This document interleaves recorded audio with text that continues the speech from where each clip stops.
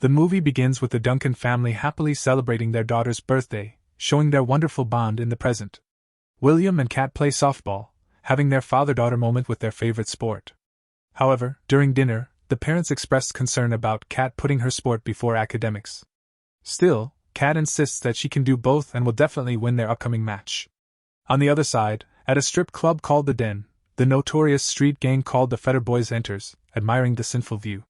Meanwhile, Danny, their boss, and father is beating up a man and mercilessly killing him. Then his two sons show up, Rory, the eldest, and Danny, the youngest. Danny says he's finally ready to be part of their illegal business, and receives his first gun, unlocking his criminal potential.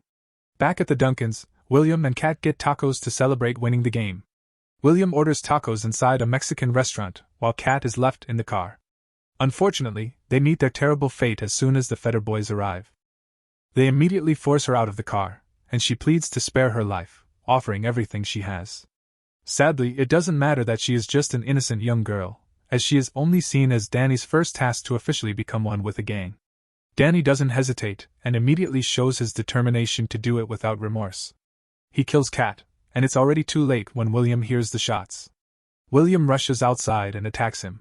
Danny knocks him out, but still gets caught by the police right after. William and Jen receive the terrible news of their daughter's passing and have difficulty coping with their loss. Moreover, justice was also unfavorable as Danny will only receive 5 to 7 years imprisonment, which is very unfair to the victim's family. He didn't even plead guilty to the murder of Kat as the other party argues that William had a concussion during the struggle, so his testimony is inadmissible. William is frustrated and left in utter disbelief at how pathetic the situation is. Still, he reluctantly accepts the plea deal for the sake of the case. During the trial, William changes his intention of pressing charges. When he concludes that he is taking justice into his own hands, he allows Danny to be released and follows the gang to Danny's place in his car. William kills time until night to execute his plan. Moments later, Danny comes out, and William lets the monster take over him without a second thought. He runs Danny over then, enraged, William finishes that punk off with a bat, leaving the scene. Once returning home, he quickly cleans his car and disposes of every piece of evidence relating to his crime. After that, he briefly converses with his wife, who is watching their family video. He feels shocked and overwhelmed by deep emotions, realizing he's done a grave deal that he can never undo. On the other side, the Fetter Boys arrive at their club.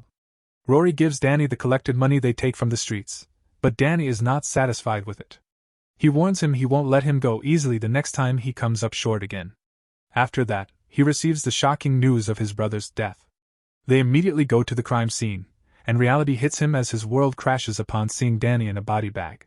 His confidant and dearest brother are gone. The next day, Detective Chin visits William as a potential suspect. Although he looks quite tense, William insists he has nothing to do with it. Jen then supports his claim that he was at home last night.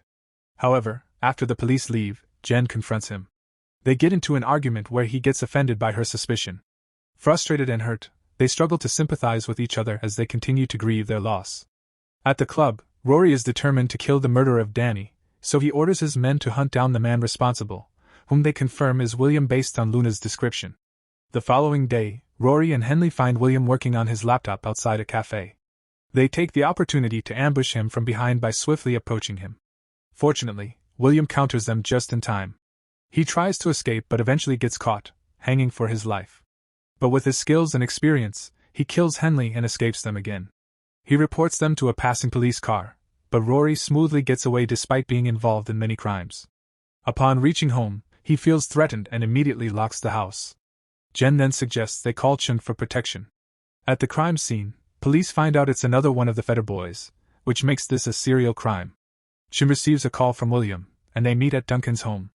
There, Chin confirmed the suspicion of William's involvement, and made it clear to him that he had started a war with Rory when he decided to take revenge against Annie.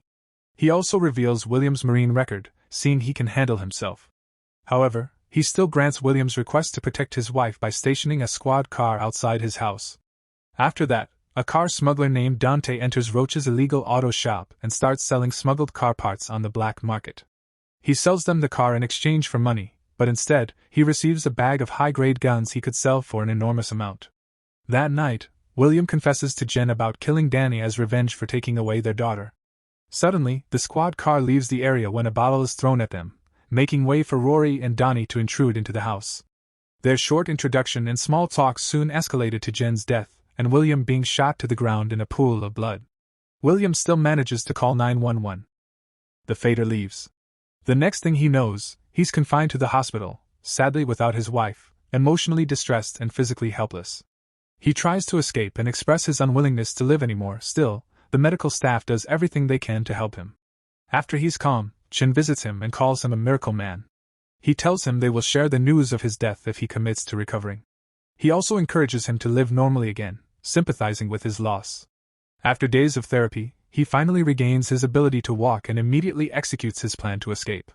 He disguises himself in a janitor's uniform and easily leaves the place. Later on, he resides in the Western motel where Dante is also staying and finds him stealing someone's suitcase. The next day he collects his money from the bank. Dante can't hold back his curiosity any longer, so he offers to help him after learning about his conflict with the Fetter boys. At first, William is hesitant, but he eventually asks for his help on where he could get a gun, and Dante proudly shows him his collection of guns in his office. He shares his similar encounter with the Fetter boys in the past, where he got shot in the shoulder and lost his cousin. He also expresses his willingness to help him because they share the same hatred for them. In the end, William buys all the guns, ammunition, Dante's generation-old jacket, and a car as a starter pack for his ultimate revenge. Not long after, he goes to an open field where he practices his shooting accuracy, and spends days training to prepare himself to fight the Fetter boys. When the time comes for him to execute his plan, he visits his family's grave and pays tribute. The heartbreak of a husband and father can never be healed and can only be ended with revenge. That night, he prepares to attack Zach, Rory's right-hand man. He sneaks into Zach's house where he catches him heavily distracted by his video game. He immediately attacks, and they engage in intense hand-to-hand combat. He can't help but be overwhelmed by Zach's size and strength. Fortunately, the tables turn, and soon Zach finds himself begging to spare his life for his daughter, but William's revenge doesn't come with mercy. Hours later, the police find Zach's lifeless body. Sochin visits Donnie's office to warn them. He reveals that their conflict with William isn't over, as he is still alive contrary to the public's belief and is definitely involved in the killings of Rory's men. He then clarifies that he is there out of goodwill to end their war and advises Rory to disappear for a while. After their awkward conversation, the Fetters don't really take his words seriously and continue to do what they do best: hunt down William. Again outside, William sees Chen exiting the den, and he immediately becomes suspicious of his action. He feels betrayed that even the authorities he trusts are turning a blind eye to their crimes, which further fuels his hatred. He then sneaks behind him with Chen's gun, and they enter the house together. There he accuses him of being a traitor and insults him for not doing his job of protecting their community. Because even Chen says the Fetter has immunity in the system, still, Chen stands against William's killing spree. The situation is unbelievably ironic when they couldn't even hold the Fetters accountable. So William warns him that it will soon be over, but if he gets in his way, he will kill him. The following day, Danny orders Rory to ultimately eliminate William, and they immediately take off. Unknown to them, William had already predicted their next move and hid in his car parked outside the club. He puts on his best drunk acting skills and quietly ends the bouncer. He goes directly to Donnie's office, shocking him. Donnie already knows what's coming, so he tells him to get it over with. William initiates a conversation about the visceral emotion he felt the first time he murdered someone. Danny, however, at this very moment, he feels numb at the thought of killing him. He asks if he feels as numb as he was when he killed Jen, and in the blink of an eye, he finally ends the life of the notorious Donnie Fetter. William then takes Donnie's phone and calls Rory. With no remorse, he breaks the news of his father's death, but no teardrops from Rory. He didn't even flinch. The Fetter boys immediately rush back to the club, and all hell breaks loose as they hunt a dead man, a man no longer named William but a monster like them. At the office, they witness Donnie's lifeless body. However, Rory feels nothing and is somewhat detached from his paternal relationship. Nonetheless, they're not there for him. But for William, suddenly William speaks through. The speaker informs, warning them that he is still present in the club, and the hunt begins. At first, he sings them a lullaby but quickly becomes violent as a shootout ensues. He then takes one of Rory's boys and threatens to kill him, but Rory kills him instead. Fortunately, he manages to escape but with a shoulder injury. He drags himself up the flight of stairs as Dante watches him struggle. At the same time, Luna reports William's location at the motel. Shortly after, Rory arrives with a few of his men. They ask the front desk for William's unit but fail, so Rory executes him like his life didn't matter anyway. William still fights and works with Dante by trying to shoot them first. However, they are clearly outnumbered, so they have no choice but to leave the motel while engaging in a shootout. As night falls, their shootout continues, and Dante struggles to lose them on the tracks. So he calls his good friend Roach, who gladly assists and allows them to enter the garage right on time. They manage to take a curb to the garage where Roach's gang shoots Rory's vehicle, effectively driving them out. However, Rory wastes no time for any delay and immediately crashes through the garage. Still, Rory stands almost unharmed, whereas Dante and William suffer from injuries. Rory bitterly shares how unfair it was for Danny to die because he adored him and wasn't meant for this kind of world. Seeing how occupied he is about his brother, William uses this opportunity to grab a screwdriver and stab it into his neck. With this, Rory dies quickly, smiling with insult, the face he wants William never to forget. Not long after, the siren sounds, and Dante escapes as the police surround the place.